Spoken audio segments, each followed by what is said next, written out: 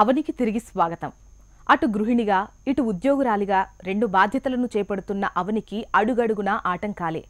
ఇటీవల ఒత్తిడికి గురై సమస్యలతో బాధపడుతున్న మహిళల సంఖ్య క్రమంగా పెరుగుతుందట. విశ్రాంతి తీసుకునే అవకాశం ఉండదు, పిల్లలతో గడిపే సమయమూ ఉండదు, ఇంటిని సరిగా పట్టించుకోవట్లేదు అన్న చిన్న అసంతృప్తి ఉంటుంది. ఈ కారణాలతో ఉద్యోగం మానేసి గృహిణిగా బాధ్యతలు స్వీకరిస్తున్నారు. ఇలా ఇంటికే పరిమితమవుతున్నారు కొందరు ఆడవాళ్లు.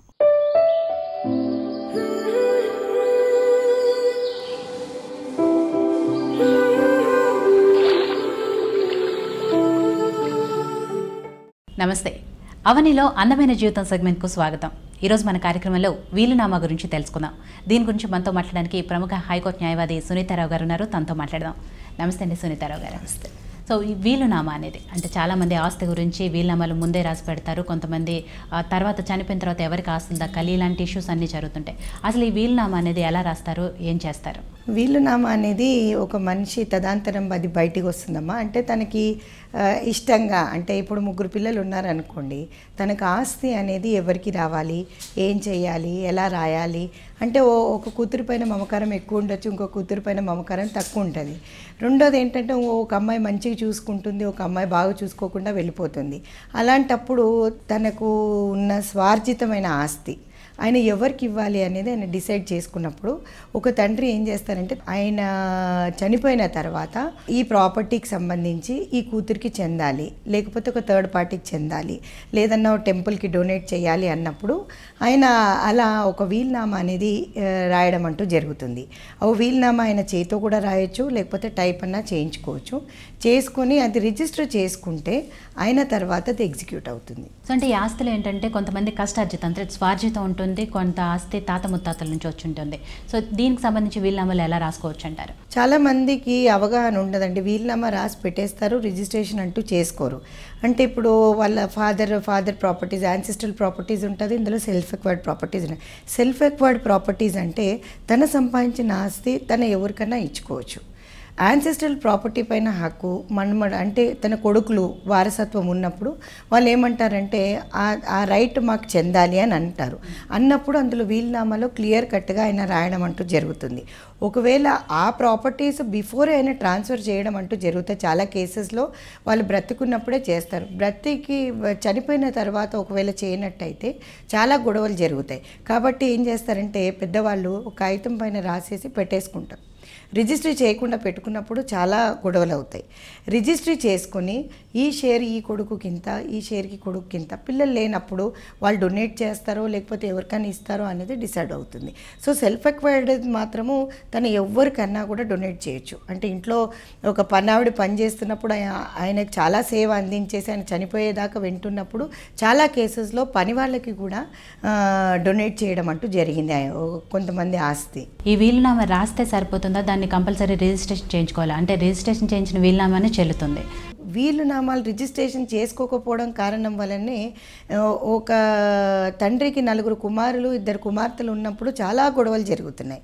ఆస్తి హక్కులు అనేది మేము ఆడపిల్లలకి ఇవ్వము అని చెప్పేసి అని చాలాసార్లు తండ్రుల దగ్గర పిల్లలు కొట్లాడడం జరుగుతుంది. ఎందుకంటే మేము మగ సంతానము మాకే హక్కు ఉంటుంది ఆడపిల్లలే, కానీ చట్టంలో కూడా వాళ్ళకి సరిసమానమైన హక్కులు ఉన్నాయి. ఈక్వాలిటీ ఆఫ్ రైట్ అనేది ఉన్నప్పుడు వాళ్ళు కూడా ఈరోజు అరగడం అంటూ జరుగుతుంది. అంటే మీకు పెళ్లి చేసాము, పెళ్లి ఖర్చులు ఇచ్చేసాము, అంతవరకే ఇది చెందుతుంది, దాని తర్వాత మేము ఇవ్వము అనేది వాళ్ళ కంటెన్షన్. అట్లాంటప్పుడు తండ్రి ఏం చేస్తాడంటే ఈ వీలునామా రాసి అలా పెట్టేయకుండా రిజిస్ట్రేషన్ అంటూ చేయడం అంటూ జరుగుతుంది. అప్పుడు ఎవరి హక్కులు వారికి సరిసమానమైన వాళ్ళకు లభిస్తాయి. లేని కారణంలో రిజిస్టర్ అనేది చేయనప్పుడు అన్నీ లాగేసుకున్నప్పుడు మనం కోర్టుకు వెళ్ళి మళ్ళీ మన హక్కు ఇది ఉంది అని చెప్పేసి అని తీసుకురావాలంటే కొంచెం సమయం పడుతుంది. కానీ మనకు ఈక్వల్ రైట్స్ అనేటివి ఉన్నప్పుడు అందరికీ ఈ ప్రాపర్టీలో ఈక్వల్ షేర్ అంటూ దొరుకుతుంది. అలాగంటే చాలా కేసెస్లో ఏం చూస్తాం అంటే ఫోర్జరీ సైన్స్ ఉంటాయి. సో మరి దీన్ని ఎలా అండి? అంటే అందుకే అండి వీలునామా రాసినప్పుడు మీకు లెఫ్ట్ థంబ్ ఇంప్రెషన్ అనేది కంపల్సరీగా వేయాలి. ఆ లెఫ్ట్ థంబ్ అంటే సిగ్నేచర్స్ మార్చొచ్చు. సో సిగ్నేచర్స్ మార్చిన కేసెస్ కూడా చాలా ఉన్నాయి. అది ఫోరెన్సిక్ ల్యాబొరేటరీకి వెళ్తాయి. మళ్ళీ ఫోరెన్సిక్ నుంచి ప్రూవ్ అయ్యి వచ్చిన తర్వాత దానికి కొంచెం సమయం అంటూ పడుతుంది. అంటే మనిషి ఉండడు కాబట్టి ప్రతి ఒక్క సబ్ రిజిస్టర్ ఆఫీస్లో మీకు ఈ లెఫ్ట్ థంబ్ ఇంప్రెషన్ సిగ్నేచర్తో పాటు లెఫ్ట్ థంబ్ ఇంప్రెషన్ అంటూ వేయించుకుంటారు. ఎందుకంటే అది తండ్రికి సంబంధించిన అర్లియర్ ఏదైనా థంబ్ ఇంప్రెషన్ ఉంటే ఒకవేళ ఇది ఫోర్జరీ డాక్యుమెంట్ అన్నప్పుడు ఈ థంబ్ ఇంప్రెషన్తో టాలీ చేసుకుంటారు.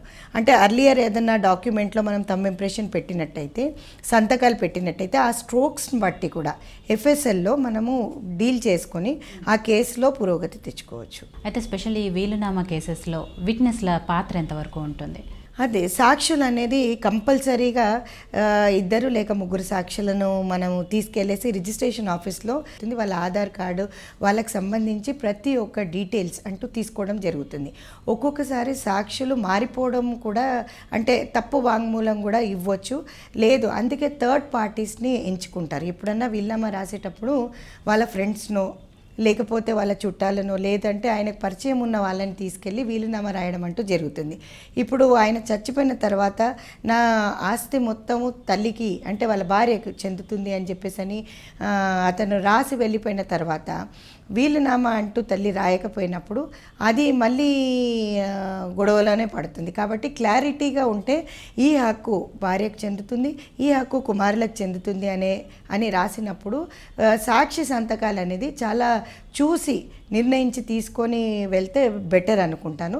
ఎందుకంటే పరిచయం ఉన్న వాళ్ళని తీసుకొని వెళ్తే ఒక్కొక్కప్పుడు వాళ్ళు సాక్ష్యాలు తప్పుగా కూడా చెప్పడం అంటూ జరుగుతుంది. దాంట్లో కూడా చట్టంలో చాలా పెద్ద నేరం అది. కాబట్టి సాక్షులను ఎంచుకునేటప్పుడు థర్డ్ పార్టీస్ని ఎంచుకొని తీసుకెళ్తారు. ఎందుకంటే నాకు ఏదైనా న్యాయం జరుగుతుంటే నేను చనిపోయిన తర్వాత వాళ్ళు చెప్పడానికి వాళ్ళు అనుకూలంగా ఉంటారు. నా ప్రాపర్టీకి సంబంధించి క్లియర్ కట్ డీటెయిల్స్ ఇవ్వడం అంటూ జరుగుతుంది. అంటే వన్స్ వీలునామా రాసి అది రిజిస్టర్ అయిన తర్వాత ఇక అదే ఫైనలా, లేకపోతే ఫర్దర్గా దాన్ని చేంజెస్ చేసుకోవచ్చు అంటారా? అదే వీలునామా అనేది ఫైనల్గా ఒకసారి రాసేస్తారు.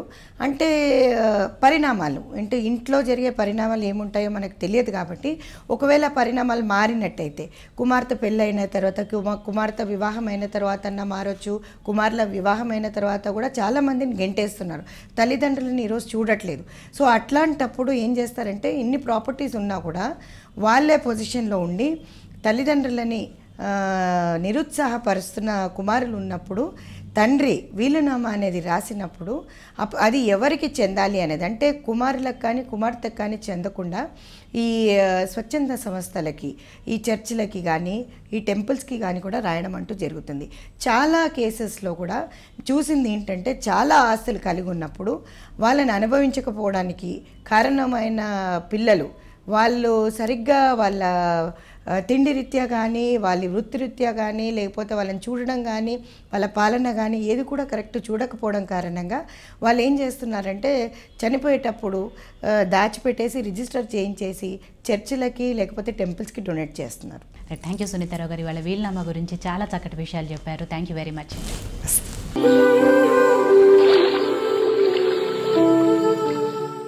సూర్యుడు ఉదయించింది మొదలు సూర్యాస్తమయం వరకు ఊపిరి తీసుకోనివ్వని బాధ్యతలు. అయితే ప్రతి సమస్యకు పరిష్కార మార్గాలుంటాయి.